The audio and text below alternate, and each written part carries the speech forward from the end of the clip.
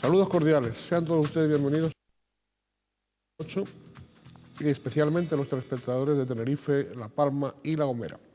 Y damos también nuestra más cordial bienvenida a doña Gloria Rivero Alcover, diputada socialista por la provincia tinerfeña y concejala del Partido Socialista Canario PSOE en el Ayuntamiento de Santiago de Tenerife. Doña Gloria, bienvenida. Hola, bien hallado. Buenas tardes. Bien, vamos a recordarles a ustedes, como es habitual, por lo menos 3 rasgos del Canal 8, de la personalidad de Canal 8. Este canal es de capital 100% tinerfeño, canario.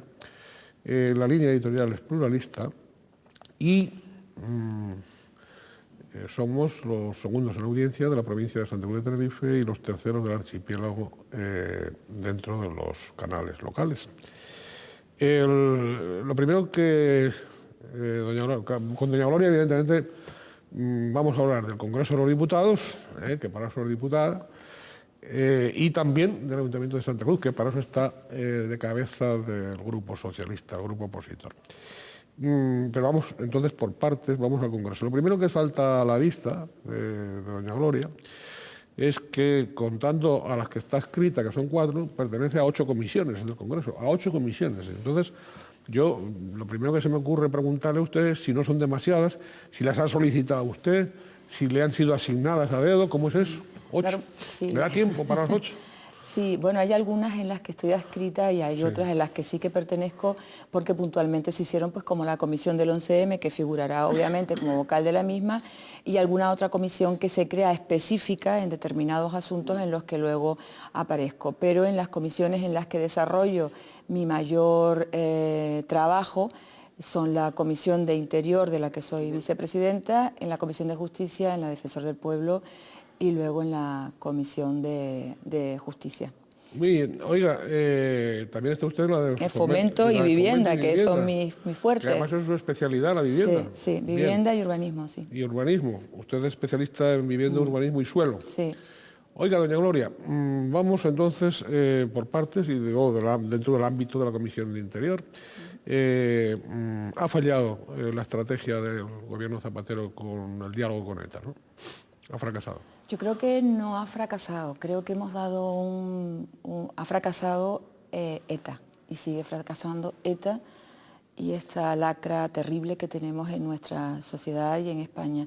Pero creo que no se puede tomar como tal fracaso, sino como un intento cuando hablamos de estrategia, tal cual me lo está preguntando. Creo que está obligado el presidente Zapatero y cualquier gobierno que se precie a intentar lograr que lleguemos a un entendimiento con relación a acabar con esta lacra importante de ETA. Y creo que así se estableció en la resolución mantenida en el Congreso de los Diputados. Todos los partidos, excepto el PP, formalizaron esta resolución, que ha sido ratificada nuevamente porque hubo en el último Congreso de los Diputados por parte del PP la intención de acabar con esta resolución y se volvió a ratificar por todos y cada uno de los partidos políticos y grupos parlamentarios en mantener en aquellos casos en el que se dieran las condiciones necesarias, que no fuera en modo alguno ningún precio político ni pagar absolutamente nada para la rendición de ETA. Creo que cuando eso se vuelva a producir en su caso, estoy absolutamente convencida que cualquier gobierno lo haría, como se ha ocurrido prácticamente en todos los que han sufrido terrorismo. Después del doble asesinato en Francia, es una buena noticia el acuerdo con el gobierno francés. Ese acuerdo con el gobierno francés que he vivido desde el interior se ha llevado desde el principio. El primer ministro que tuvimos en el gobierno del señor Zapatero, el señor Alonso, y posteriormente Pérez Rubalcaba, ambos ministros, lo que acordaron de forma inmediata fue llevar a efecto un mejor entendimiento con el gobierno francés, con el ministro de Interior, que era además Sarkozy en su época, y que se llevó a cabo una relación importante y directa en Ministerio del Interior, Ministerio de Justicia y Ministerio de Asuntos Exteriores, a la que también pertenezco. Y se hizo una relación que ha sido el fomento del tema de las intervenciones respecto a los cuerpos y fuerzas de seguridad, la Guardia Civil en nuestro caso, y los gendarmes de franceses, y se ha llevado un seguimiento que ha producido las mayores detenciones, más de 600, en esta legislatura, pese a lo cual se ha dado a entender a la sociedad que lo que estaba haciendo será todo dando cuerpo o dando precio o pagando algún tipo de bagaje o de balance a ETA, cuando no era así. Yo creo que los ministerios tanto del país francés, de la República Francesa, como del Gobierno de España han llevado una grandísima política contra el terrorismo, contra ETA. Pero también el pronunciamiento del señor Sarzóqui, es decir, en el sentido de decir, constituimos una comisión vamos a perseguir en Francia a los terroristas igual Sí, que si... porque no se había producido un atentado en el suelo francés. Es cierto, siempre se había respetado por parte de ETA en que en el suelo francés no se cometiera, era pues su insignia particular y solamente se hacía en España. Eso ha producido, ha provocado que la relación sea aún mejor y desde luego se perseguirá, no cabe duda, lo que se produzca como de tal delito, no necesita extradición si está porque se comete en el mismo, aunque sean ciudadanos españoles, ¿no?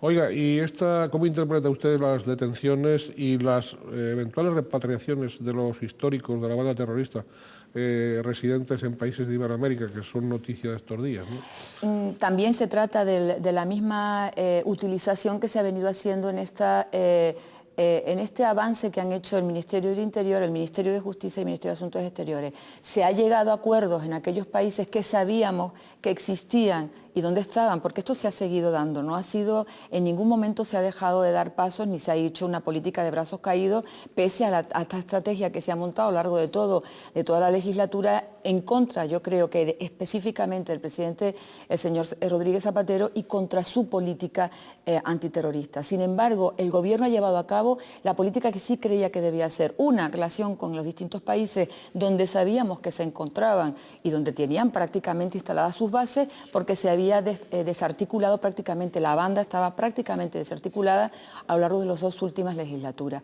Creo que se había hecho un trabajo muy importante en la legislatura anterior con el apoyo absoluto, sin ningún tipo de fisuras y absolutamente a favor de la política antiterrorista que llevaba el gobierno del señor Aznar, en el que nunca se presentó fisura alguna, pese a que no se estaba de acuerdo ni con las desviaciones que se hicieron, ni con las repatriaciones que se hicieron, ni en su momento con algunas excarcelaciones que se hicieron, pero pese a ello se mantuvo la política de apoyo al gobierno. Y eso es lo que ha pasado ahora. Y con ese apoyo y la relación, que también ha sido criticada por parte del Partido Popular, y sin embargo tenemos las mejores relaciones en este momento con los países iberoamericanos, lo que se ha conseguido es que en materia antiterrorista y desde luego en materia de políticas de los ambos ministerios, Interior y Justicia, se haya conseguido esta repatriación. Sin embargo, ustedes apoyaron, pero el Partido Popular no ha apoyado la política exterior, la política antiterrorista del gobierno de Rodríguez Zapatero. ¿Por qué? ¿Por qué? ¿Qué claves cree usted que hay ahí? Estrategia pura y dura. Yo creo que las claves han sido erróneas, en mi opinión, y desde luego de crear una auténtica mentira que sí es cierto que ha calado.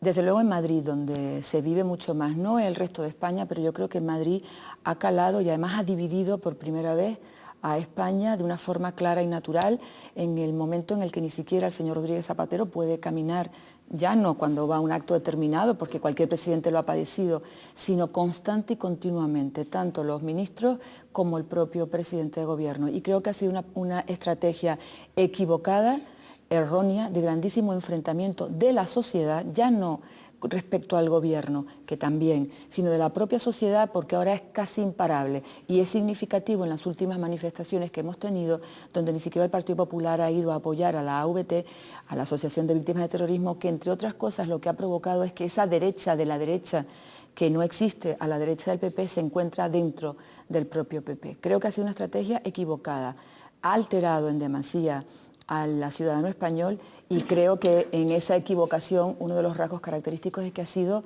estrategia, 11M y el resultado y la gran mentira, etcétera, y política antiterrorista. ¿Por qué? Porque eso es lo más fuerte que nos une o nos desune a los ciudadanos españoles. Por eso no fue, por cierto, el otro día la concentración de Alcalá y alrededores y tal, muy floja.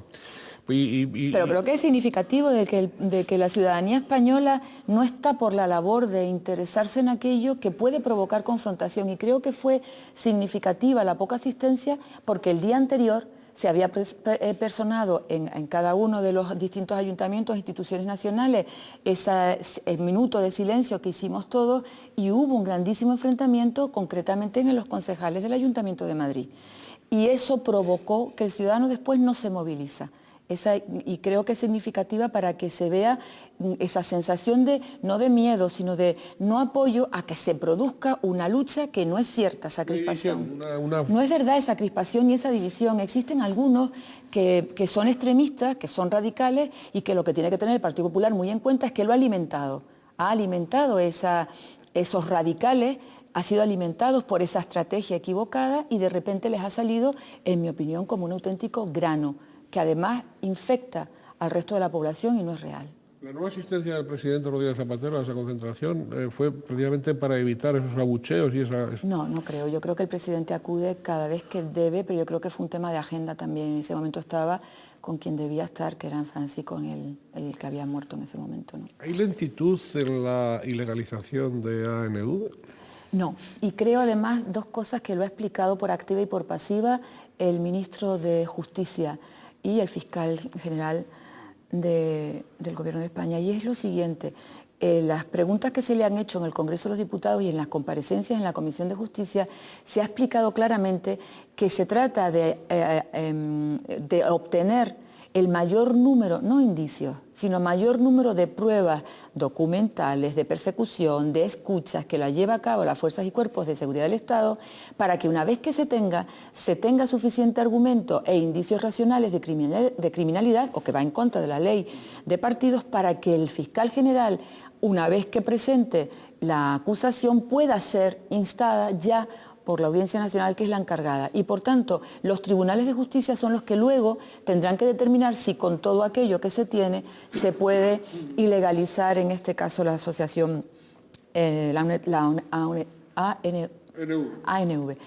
¿Y por qué? Porque ya nos ha ocurrido, existen 10 sentencias anteriores en las que no se procede a iniciar el procedimiento porque efectivamente hay falta de pruebas. Pero además, en aquellos que se ha iniciado con muchas pruebas, se ha logrado ilegalizar a muchísimos concejales de ANV que no se presentaron en las anteriores municipales y autonómicas, y ha sido este gobierno el único que ha procedido a la ilegalización, porque este partido ya existía en los gobiernos anteriores del Partido Popular y no se pidió la ilegalización de los mismos.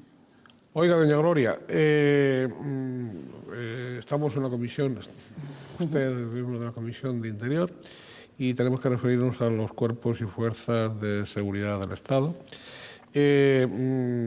Primero, en eso que se le critica tanto al gobierno socialista, el descontrol, el tema de las pateras es esa parte, aparte que también le voy a preguntar, pero del descontrol en puertos y aeropuertos, ¿no hay procedimientos tecnológicos hoy para, de alguna manera? Que no es verdad, eso es un ataque, en mi opinión, electoralista probablemente, creo que equivocado también, porque como nunca se han creado efectivos de cuerpos tanto de la Guardia Civil como policías nacionales.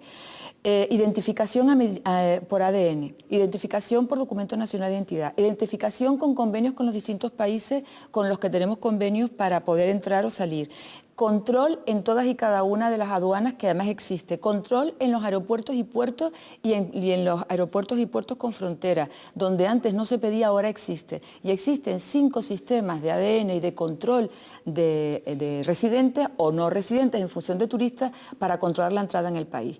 No es verdad que se pueda decir que existe un descontrol por puertos y aeropuertos. Eso no es cierto. ¿Pero no se cuelan?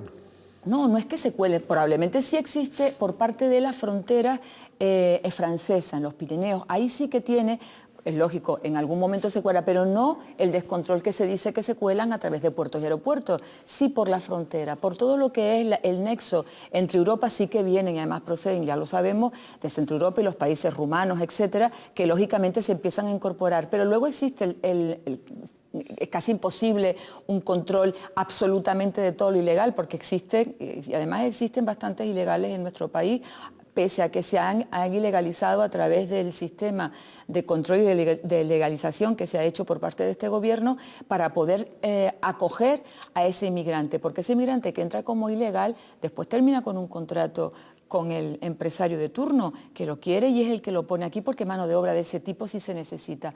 Pero yo creo que al hablar de descontrol, con todo lo que se ha llevado a cabo por parte de la seguridad del Estado, en este momento desde luego no responde en absoluto a la realidad. No olvidemos que antes, donde se invertía por parte del presupuesto de la seguridad ciudadana, que en este momento ha triplicado el presupuesto de los anteriores gobiernos, que habían bajado tanto en efectivos de guardias civiles como en policías nacionales y no habían sido recuperados. En este momento estamos completamente con el catálogo de puestos de trabajo cubiertos prácticamente en toda España. En Canarias hay 1.600 y pico efectivos más que cumplen con todo el cupo que tenía en Canarias, y no es cierto que no se haya hecho esa política teniendo en cuenta que lo que se hacía antes era avanzar en la seguridad privada, que fue lo que realmente se premió por parte del Partido Popular y de los gobiernos del Partido Popular. Y ahora se premia la creación de la Policía Autonómica en Canarias. Creo que ha sido también creo que es una medida electoralista por parte de Coalición Canaria, que la saca pues en elecciones. Yo creo que a lo largo de toda la legislatura lo habremos visto. Sacan por un lado el estatuto y por otro la Policía Autonómica. Tiene presupuesto ya, en el 2008.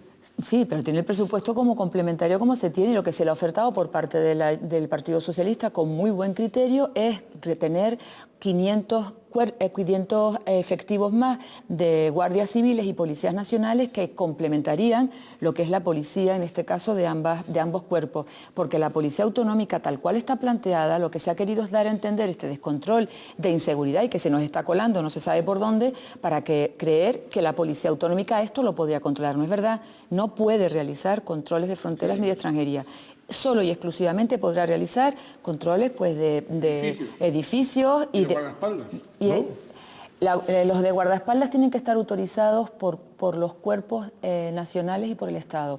Que por eso digo, entre otras cosas, en Santa Cruz concretamente, de Santa Cruz y Tenerife, estamos pidiendo el informe que ha mandado la Alcaldía de Santa Cruz para saber por qué en este momento existen guardaespaldas para el teniente alcalde, porque no existe tal informe. Oiga, nos vamos de una cosa a otra, pero es que, claro, es de interés general. Evidentemente, el primer teniente alcalde, don Ángel Llanos, tiene... Sí, dice que para poder trabajar hasta las 9 de la noche en su despacho. Yo llevo años trabajando en mi despacho y le advierto que salgo a las 11 de mi despacho en Santa Cruz de Tenerife y no he tenido problema alguno. Me extraña que el señor Llanos tenga problema a las 9 de la noche. No, y él tampoco. Oiga, pero vamos a ver, a lo que iba. En algunas entrevistas que os he tenido con don Ángel, él de alguna manera implica, que por cierto lo han cesado, implica el director de seguridad del ayuntamiento, algo de eso. Sí. Era un cargo de director de seguridad. Sí. ¿Qué ha pasado ahí? ¿Por qué lo han cesado? No. ¿Poner guardaespaldas? Nos los contará, es una de las preguntas que se ha hecho con relación al cese del director. Sí. Porque no ha tenido contestación ninguna.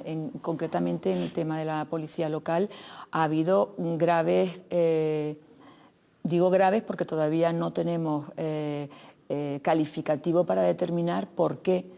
Primero se han utilizado o copado puestos con otros, se han subido o se han mezclado los que estaban como policías nacionales, policías locales normales, y se han cambiado los directores porque sencillamente no se han querido prestar a esta colaboración que llama el señor Llanos. Pero oiga, doña Gloria, una cosita que se me ha quedado a mí ahí.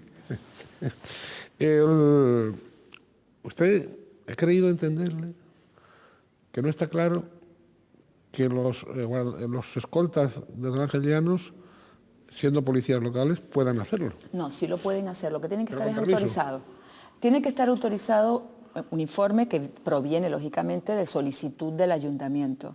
Y en este caso le hemos pedido el informe al ayuntamiento para saber si realmente ha sido autorizado en función de un informe o sencillamente se ha solicitado 2 guardaespaldas, que entonces tendríamos que pedirle a cómo está fundamentado por parte de la Delegación de Gobierno y el Ministerio, porque es el Ministerio quien autoriza en última instancia a los distintos guardaespaldas. Se lo voy a plantear de otra forma.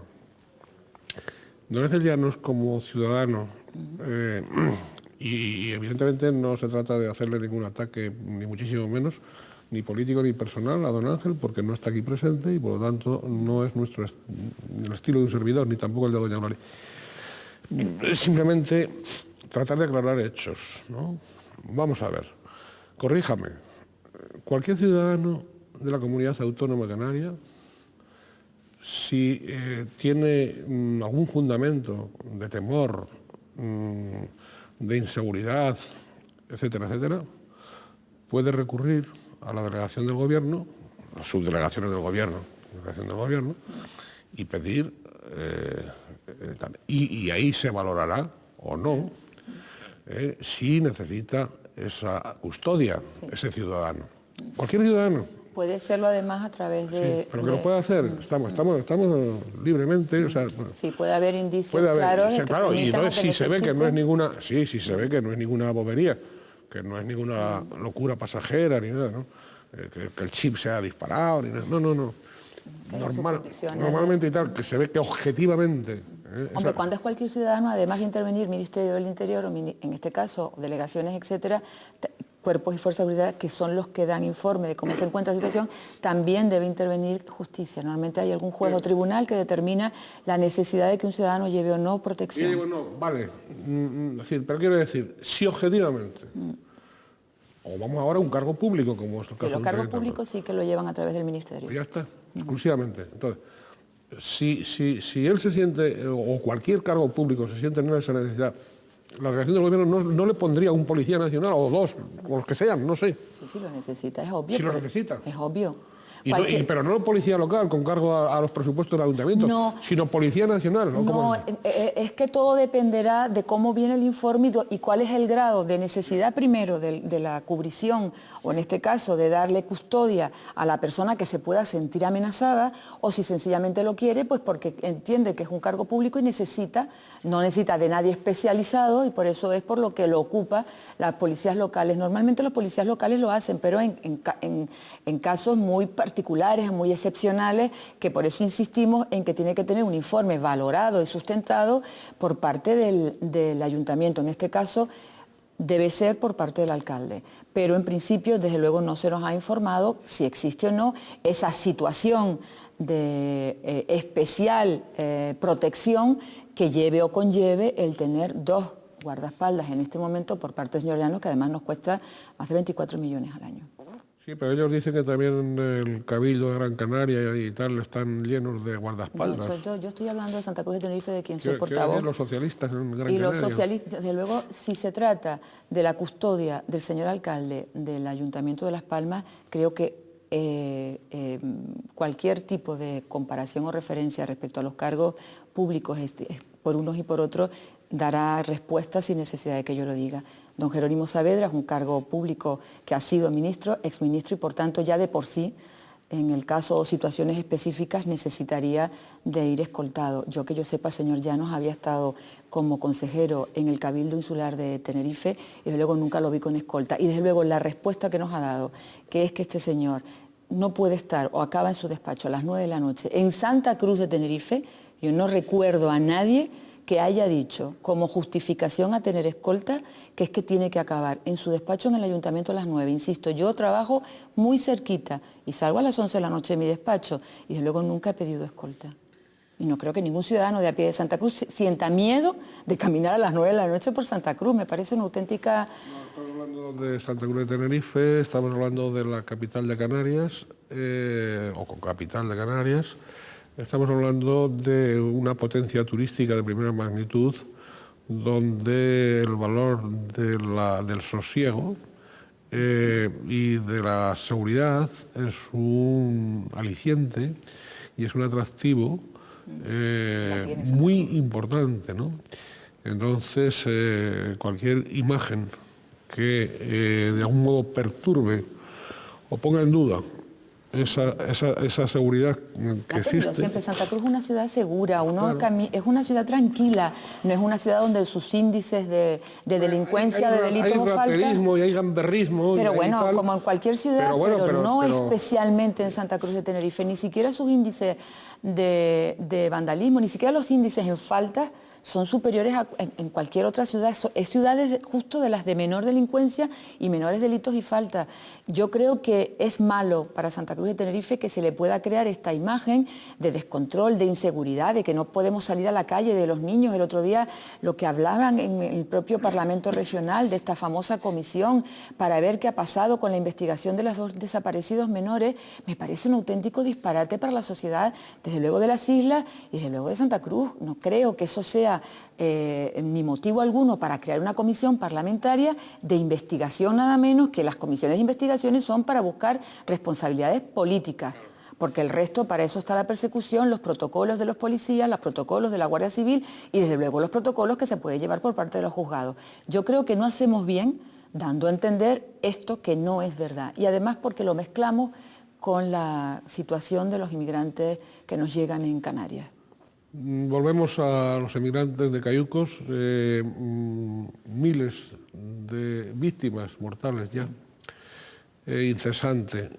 Y eso lo quería relacionar para que usted nos dé su opinión con esta segunda cumbre que acaba de tener lugar de la Unión Europea-África, que acaba de tener lugar en Lisboa, donde el señor Gaddafi ha sido muy claro, ¿no? O hay dinero de la Unión Europea o va a haber, además sin ningún tipo de tal, o va a haber flujo de inmigrantes hacia Europa. Sí, y se calcula además un flujo importante. Además, nosotros tenemos más de 825.000 ya regulares, es decir, de migrantes que se contratan y que vienen. Existe la posibilidad de más de 10 millones que vengan a Europa a través de estos flujos migratorios. Y estoy absolutamente convencida de que además se trata de poner también dinero sobre la mesa y que se cambie el chip en la propia Europa. Alguien se sonrió el último día que estuve en un debate, concretamente en este canal creo que fue, en el que comenté que había sido el señor Rodríguez Zapatero quien había puesto este tema en Europa en las dos ocasiones que ha tenido oportunidad. En octubre del año 2006 se comenzó a hablar del tema de inmigración en Europa. Creo que en esta cumbre se ha puesto sobre la mesa nuevamente por el señor Rodríguez Zapatero y en este caso de la mano del señor Sarkozy, que antes estaba, por lo que se venía diciendo, totalmente al margen, no, está también en este asunto que les parece importante para Europa. Alemania y Holanda, creo que son 4 países que en este momento se saben conocedores de que a través de esos flujos de inmigración ilegal les va a llegar a su propio territorio y están en este sentido con España en esta cumbre.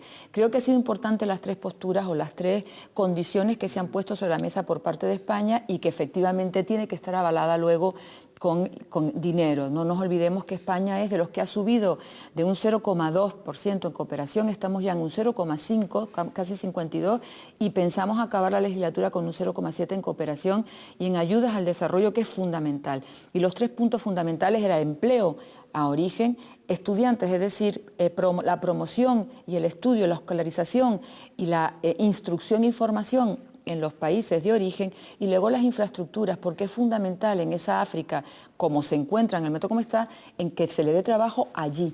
Además de darlos aquí, porque no cabe duda que Europa es rica frente al país frente a los países africanos, que están en la más absoluta pobreza y además en estas dictaduras de regímenes que lo que hacen es, ya sabemos todos prácticamente, que lo que hacen es conculcar los derechos humanos una y otra vez, y necesitamos reconducir invirtiendo en África e intentando tener convenios con los africanos. Yo creo que España ha sido pionera con este gobierno, no con otros, con este, en el que se ha empleado de forma importante con el resto de Europa para que sea reconocida a través de países, ya digo, Holanda, Italia, Francia y Alemania, se han incorporado con España para realmente funcionar con relación a la regularización de los inmigrantes ilegales. Doña Gloria, usted habíamos dicho al principio de la entrevista que doña Gloria profesionalmente pues, tiene su especialidad en vivienda, urbanismo y suelo. Ella es licenciada en Derecho por la Universidad de La Laguna y tiene estas especialidades, se ha dedicado a estas especialidades. Oiga, tengo que preguntarle evidentemente por el intento de reprobación de la ministra de la Vivienda del otro día. Fomento, Perdón, de la ministra de Fomento. ¿Dónde estaría yo? De la ministra de Fomento. Entre otras cosas porque quería preguntarle que aparte del caos que haya podido haber en Cataluña de infraestructuras, si a pesar de lo que dice el Partido Popular y lo que dice Coalición Canaria en el caso de Canarias, los convenios dependientes del Ministerio de Fomento con respecto al archipiélago se van a mantener en el 2008 y si eso tiene traducción o no en los presupuestos generales del Estado. Sí los tiene, y además es un engañabobos y lo digo claramente para que el que se sienta engañado sepa además que será por ignorancia, no por la información que una y otra vez le queremos dar. Creo que ha sido injusto el ministerio o la reprobación incluso de esta ministra, que ha sido una muy buena ministra de Fomento. Estuvo a punto, fue 3 votos, ¿no? Sí, por 3 votos no logró la reprobación, pero yo creo que ha sido muy utilizado y creo que se han equivocado los grupos parlamentarios catalanes, concretamente CiU y Esquerra, que se unieron al Partido Popular en este asunto, y creo que, en mi opinión, injustamente, la ministra de Fomento ha sido la que ha cambiado la faz de infraestructuras en España, ha intentado que no todo circundara en Madrid, sino que pudiera haber infraestructura a lo largo de toda España. Creó un plan de infraestructuras y transportes, el llamado PEIT, que ha sido y será del 2005 al 2020, de las mejores infraestructuras y las mejores radiación en lo que es radiales, etcétera, en carreteras, en trenes, en ferrocarriles y en aves. Creo que ha sido el mejor plan presupuestado, con dinero, con memoria económica y con planificación. Y eso pocos ministros lo han hecho. Los ministros prácticamente de Fomento a lo que se han dedicado es a la inauguración de turno o al inicio de la primera piedra. Y ha sido una política buena, la de Fomento, que ha establecido el sistema de convenios. El sistema de convenios fue desarrollado, y además me enorgullezco mucho de haber estado y participado en los convenios para Canarias, en los que se han establecido 3 convenios que en mi opinión han sido buenos para las infraestructuras de Canarias, que ha sido el convenio de carreteras, el convenio con costas y un convenio que nadie lo nombra, pero que está, que es el del tranvía de Tenerife. Porque es a través de convenio, y lo digo claramente para que no nos lleve... El actual tranvía fue a través de un convenio, porque lo que se pretendía, que así fue como lo pusimos en su momento a través de una enmienda, que se hiciera a través del convenio de transportes, que también fue un convenio firmado en la que intervine, en la negociación que intervine como diputada socialista nacional. En esa negociación de los distintos convenios, una de las cosas que se había establecido es que fuera a la vez en el convenio de transporte para todas las islas. Como podía ser traer posible enfrentamiento entre las distintas islas a la hora de hacer el reparto, si iba todo en un convenio de transportes, decidimos que cada isla, la de Gran Canaria, que también tenía un proyecto de tranvía, y la de Tenerife, que tenía este proyecto de tranvía, cada una en función de la necesidad y de cómo iba en su avance cada uno de los planes o de los proyectos, fuera financiada por el Estado. Tenerife tenía ya un inicio de obra porque ya tenía el proyecto realizado, y entonces lo que se hizo, desde luego por parte de esta intervención mía, fue hacer un convenio que será la financiación del 33% de lo que nos ha costado el tranvía, que eran 363 millones de euros. ¿El 33%? Sí, el 33%. Y se asimila a través de 10 millones cada anualidad. Este año aparecen los presupuestos generales los otros 10 millones que corresponden en esta anualidad, y así deberá ser si tuviéramos un proyecto y una planificación con los trenes del sur y del norte. ¿Usted cree que...? El convenio no se hizo con Fomento, el convenio se formaliza con el Ministerio de Economía y Hacienda. Lo digo porque que es el que tiene la lata del gofio. Eso es, que es la que financia. Es la que financia, es la que tiene la lata del gofio. ¿Y cómo está el asunto de los trenes? Pues ya ves, el otro día que habíamos estado comentando la posición del Partido Socialista, que creo que la hemos dejado bien clara, que sí. Yo creo que las infraestructuras deberíamos de irnos guiando en función de las necesidades. A mí me sorprende que no hablemos y no se hable aquí del cierre del anillo insular, que fue una de las características fundamentales y de las obras sine qua non que debían estar recogidas en el convenio de carreteras. Todavía estamos a la espera de que se produzca esta obra. Y parte de esta obra está metida en el convenio, pero no está desarrollada. Pues porque seguimos sin tener el resto de las expropiaciones determinadas por determinados trazados, que parte del anillo insular.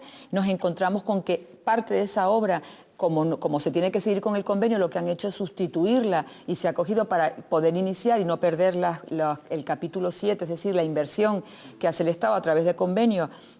Lo que se ha hecho es sustituir la vía litoral por parte de la obra del anillo insular, con lo cual nos encontramos que nunca va a surgir el cierre del anillo. Y estamos hablando de los trenes del sur y del norte. Con lo cual, lo que no existe en esta isla, por desgracia para los tinerfeños, es una planificación de la movilidad del transporte público de la isla y de sus infraestructuras y carreteras. Lo que existe siempre son parches determinados en función de las necesidades del que esté mandando de forma o de turno. En este caso, yo creo que no existe la planificación por el Cabildo y luego la comunidad autónoma no se ha sentado a determinar cuáles son las prioridades, si acabar el anillo insular, si ponernos a trabajar respecto al tren o si las dos cosas simultáneamente, pero no aparcando una y otra. Porque hay financiación para las dos. Para el anillo con su prioridad, que está dentro del convenio de carretera, y desde luego para el tren del sur y del norte, si estuviéramos, me pregunta por el tren del sur, creo que fue este fin de semana cuando he oído que el Tribunal Superior de Justicia de Canarias había paralizado el plan especial del tren porque su trazado, como bien dije en la última ocasión que tuve oportunidad, el trazado pasa por partes o sitios que están protegidos y por tanto necesitan informes de la COMAT, de la Consejería de Medio Ambiente, y no existe. Y ahora estamos en este momento discutiendo cuál es el trazado del tren y todavía estamos pensando que no queremos financiarlo. No, hombre, sí queremos, pero pónganse a trabajar. Pero oiga, es que esto es el cuento de nunca acabar, sí. Y perdón por la expresión, que bueno, no quiere ser para menospreciar a nadie y nada, pero realmente esto es ¿cuántos años se lleva detrás de ese proyecto de la anillo insular? Entonces, ¿qué ocurre? ¿Qué intereses particulares, concretos, que impiden el que se haga eso que es de interés general, que beneficia al conjunto de la ciudadanía de la isla? Ya no solo el trasvase norte-sur, sino al conjunto de la isla. ¿Qué intereses particulares y particularísimos para que eso no salga adelante o más bien que no? O sea, yo quiero pensar que no existen intereses particulares. Yo creo que existe una grave falta, insisto, de planificación por parte de aquellos que deben, Cabildo y Gobierno autónomo. Y no es de recibo que aún hoy estemos viendo si se puede o no hacer, porque el cierre del anillo insular y todas sus vías están contenidas en un convenio de carreteras que formalizamos en enero del 2005. Y por tanto, ya ahí debía saberse si eran obras que se podían financiar o no. Porque lo que no puede hacerse es intentar siempre pintar obras porque queremos incluirlas dentro de un convenio cuando estas no se van a ejecutar. Yo tengo una reunión el próximo día 18 para hacer la comisión de seguimiento de este convenio, porque como diputada nacional he seguido la ejecución del convenio de carreteras y en principio las obras que se van ejecutando y se van poniendo sus proyectos. Y le digo desde ya que desde luego no ha sido la prioritaria, sino las dos que estamos haciendo en este momento, que ha sido la ampliación de la autopista del sur y la del norte, pero desde luego no está como prioridad el acabar con el cierre. Quiero pensar que se trata tan solo de que la falta de planificación que ha tenido esta isla es la que ha provocado su falta de buenas infraestructuras, que no las tienen, pero por los que nos gobiernan. Con las viviendas, aquellos mini pisos que se les ocurrieron al Ministerio. A mí me parece una buena idea. Y además, oiga, ¿y qué pasa con la ley del suelo? También me parece muy buena ley. Yo soy ponente de la ley del suelo y es una ley que lo que va a acabar es con la especulación del suelo. ¿Cuándo empezará?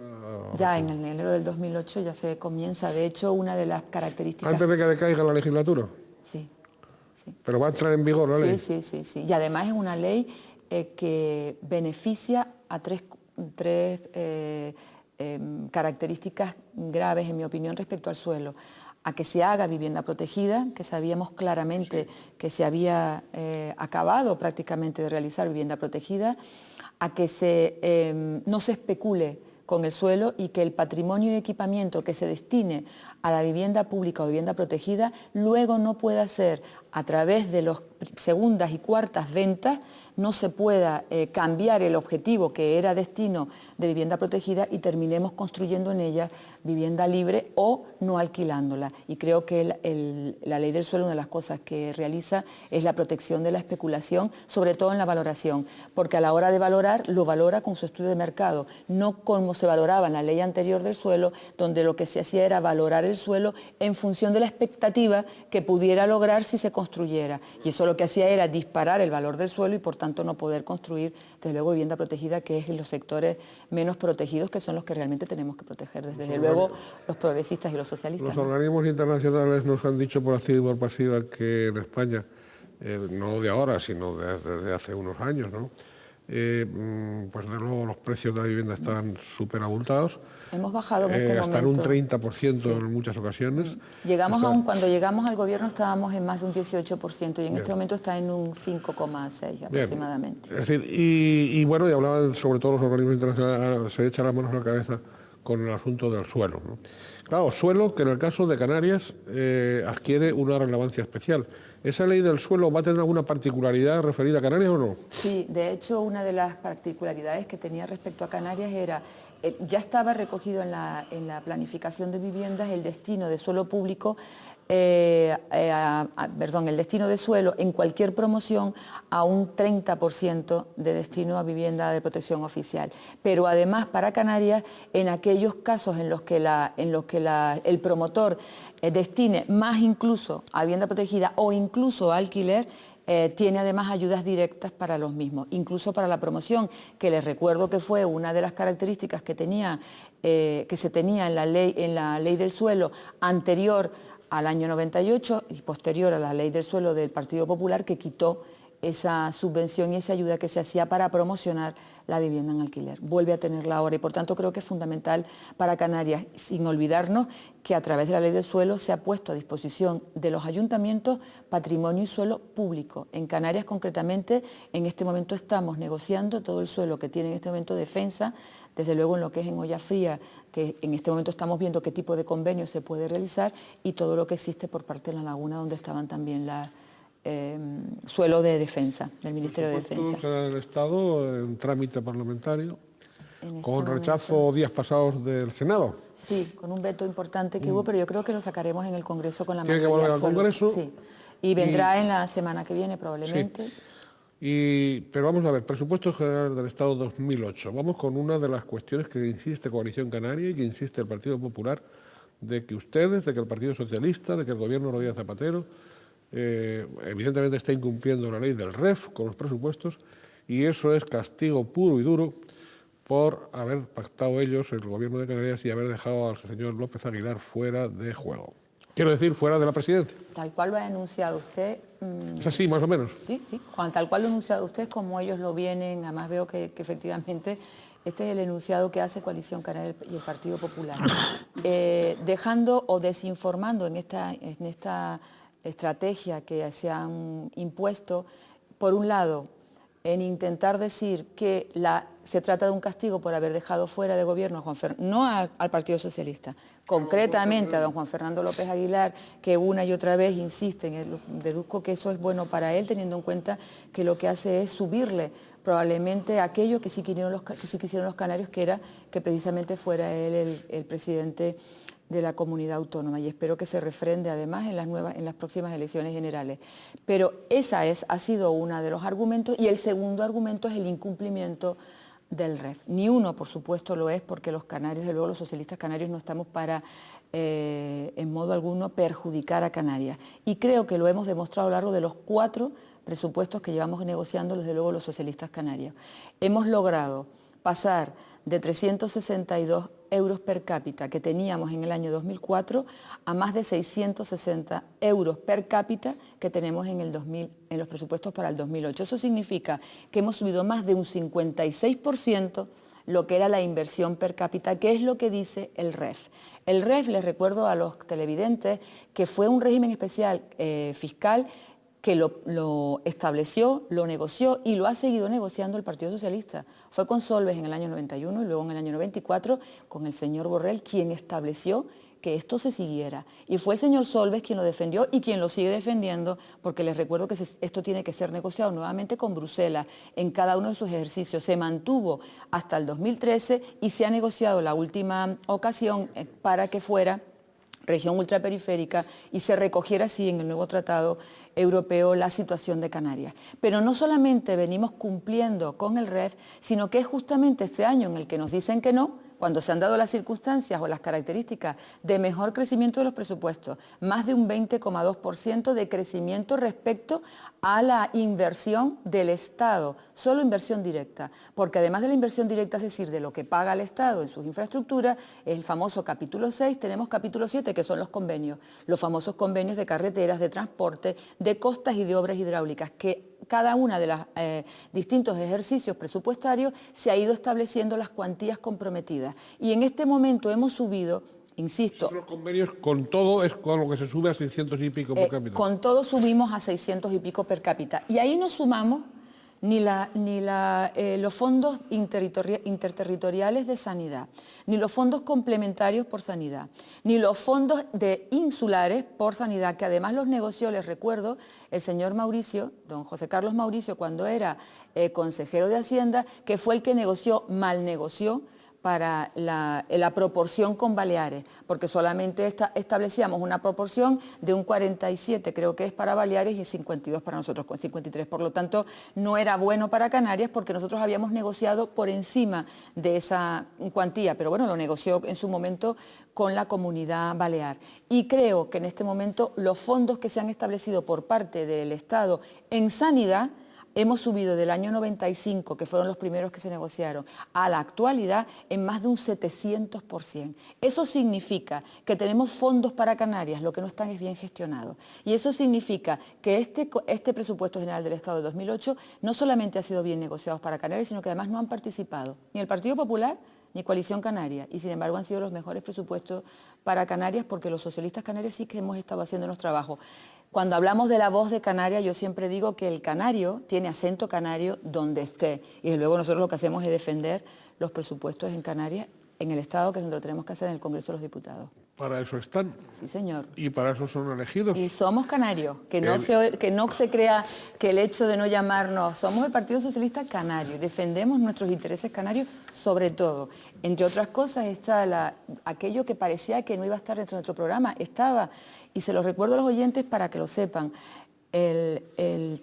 la subvención del transporte aéreo y marítimo estaba dentro de nuestro programa, el específico, igual que el tranvía, igual que las infraestructuras, igual que los convenios.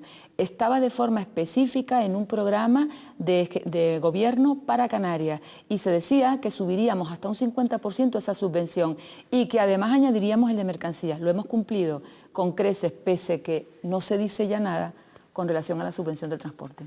Oye, ¿usted ha hecho alguna enmienda a los presupuestos? Sí. ¿De qué tipo? Digo, a los presupuestos generales del Estado de 2008. Sí, yo concretamente he hecho alguna cultural, porque me parecía importante, la de la Catedral de La Laguna, me parece importante.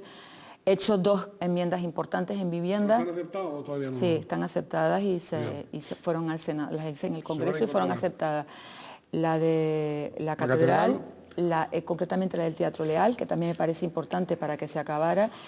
Una enmienda importantísima para mí que ha sido subir a 1.500.000 más para los posibles convenios con vivienda, que hoy se ha firmado, hoy ha estado la ministra de Vivienda en Las Palmas de Gran Canaria y hemos firmado el de Las Palmas, el de La Laguna, que era un convenio que estaba, y no pudimos firmar el de Santa Cruz porque resulta que no estaba aprobado por parte del ayuntamiento y no se pudo firmar el convenio del famoso convenio de Cuesta Piedra, en el que lo que hemos hecho a través de una negociación que hizo esta diputada fue conseguir que en el plan nuevo de vivienda, en el plan 2008-2012, se consiga que lo que llamamos plan de renovación de barrios, y concretamente la ministra se comprometió a la financiación de la segunda fase de Cuesta Piedra, y digo de Cuesta Piedra porque es de mi ciudad, de Santa Cruz de Tenerife, y porque además así me comprometí con los propietarios de estas viviendas que sí debía haberse ejecutado la segunda fase hace ya más de 2 años y todavía no está ni iniciado. ¿Por qué no ha hecho nada el ayuntamiento en ese caso? Porque el ayuntamiento sencillamente se ha dejado dormir en los laureles y no ha puesto proyecto, ni hay hoja de encargo, ni hay nada que pueda sustentar la firma de un convenio y por tanto no se podía formalizar. Sin embargo, el resto de los ayuntamientos que sí han hecho sus deberes y que tienen ya ratificado el convenio y realizado el proyecto, sí se ha podido financiar con la ley anterior, aunque yo creo que esta va a favorecer más a Canarias o concretamente a los distintos ayuntamientos que así lo tengan, porque lo he hecho, también está el DICOT, lo he sacado, a Arona también, habían 4 convenios que en este momento estaban paralizados. Y uno de los beneficios que trae es que el Ministerio de Vivienda financiaría el 50%, antes financiaba tan solo el 40%. Creo que es mejor incluso para... Vamos ya a entrar en esta parte final, como habíamos dicho en la entrevista en el Ayuntamiento de Santa Cruz, pero antes sí que, aunque nos dejemos fuera muchos aspectos, usted también está adscrita a la Comisión Mixta de los Derechos de la Mujer y de Igualdad de Oportunidades, ¿no? Parcela en la que supongo que se habrá implicado más a gusto, ¿no? Yo quería preguntarle un poco qué avances destacaría usted en ese terreno y qué retos pendientes, sobre todo porque, claro, para que usted no se eche flores solo, sino también nos diga, nos diga alguna espinita, ¿qué otra? Sí, yo creo que hay espinas importantes. A mí me hubiera gustado la paridad del 50%, por ejemplo. La luché muchísimo y creo que llegaremos a tenerla, porque creo que la paridad del 40 y 60 está muy bien.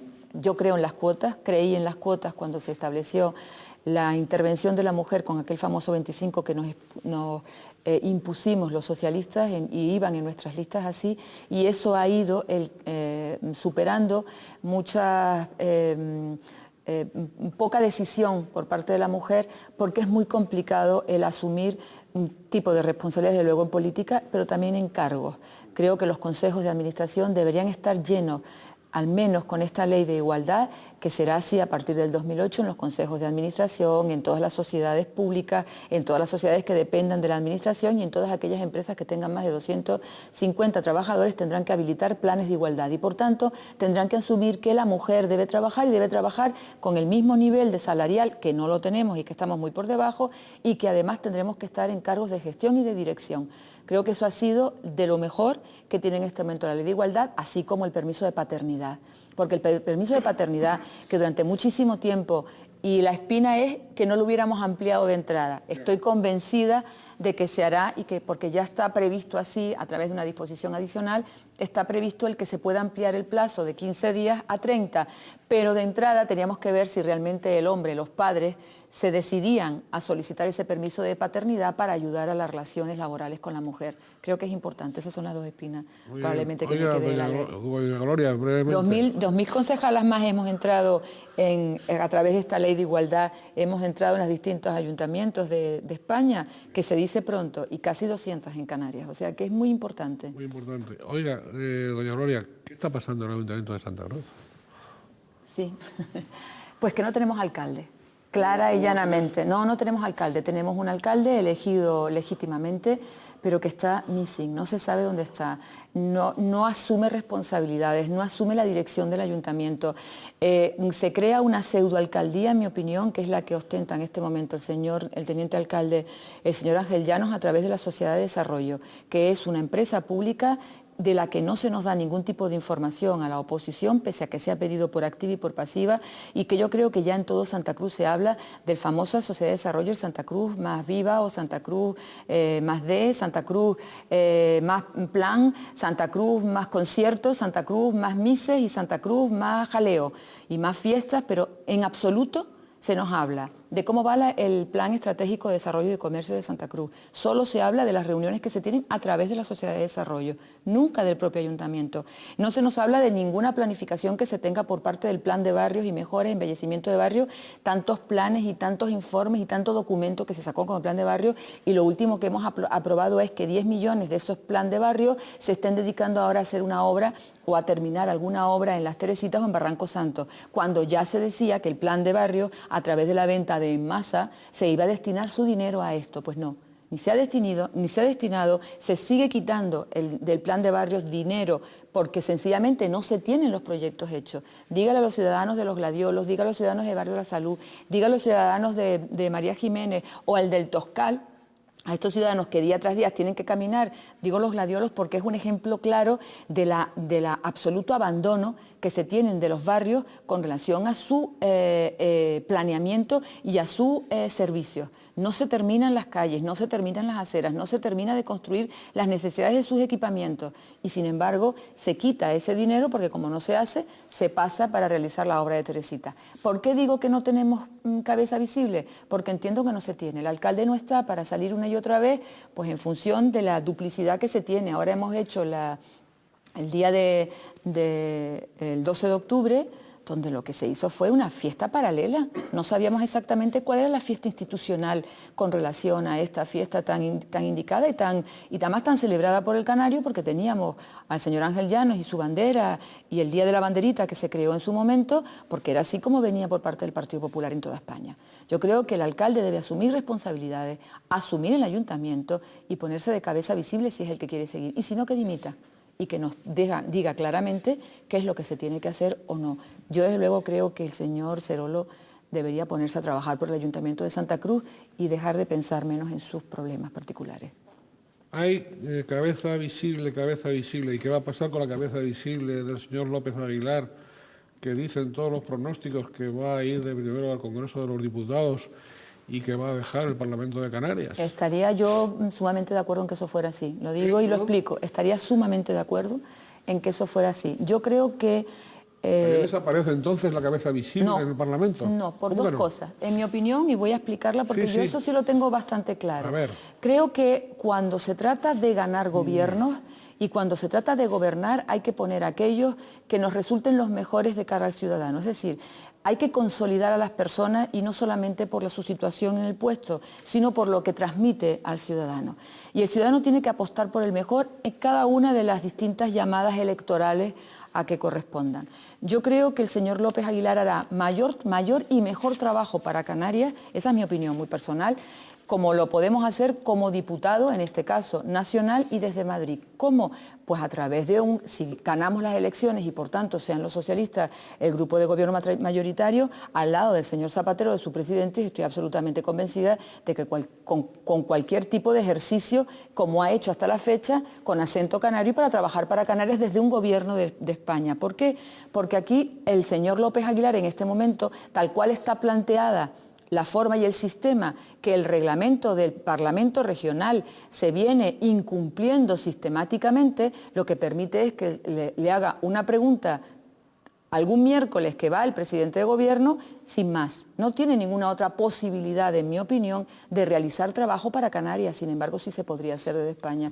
Y creo que sería la oportunidad, teniendo en cuenta dos cosas, que el señor López Aguilar ha asumido la responsabilidad de la dirección del Partido Socialista y, por tanto, está asumiendo como secretario general, pero además ha asumido que será el próximo candidato a las elecciones autonómicas en el 2011. Yo aspiro a que sea el presidente del gobierno de Canarias. Muy bien, doña Gloria, finalmente usted estará en la lista por la provincia de Santa Cruz de Tenerife. Hombre, yo espero seguir rindiendo allí donde el partido decida que debo estar, pero desde luego me hace muchísima ilusión repetir y seguir como diputada nacional. Sí, yo me comprometí a dos cosas cuando asumí el ser cabeza de lista o candidata a Santa Cruz de Tenerife, y era intentar que Santa Cruz de Tenerife tuviera una persona que el ciudadano de Santa Cruz la identificara del Partido Socialista y que pudiéramos repetir hasta alcanzar la alcaldía, que creo que será en el 2011. Estoy absolutamente convencida.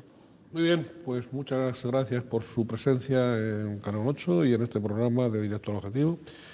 Le deseamos suerte, le deseamos lo mejor. Y igual que a ustedes, le deseamos felicidad. A todos ustedes les deseamos felicidad. Estamos ya en fechas navideñas, pero en este tiempo y en todo tiempo, que sean ustedes felices en la medida de lo posible, que es la recomendación, el deseo, el anhelo, que siempre manifiesto para todos ustedes, sin excepción. Que sean felices.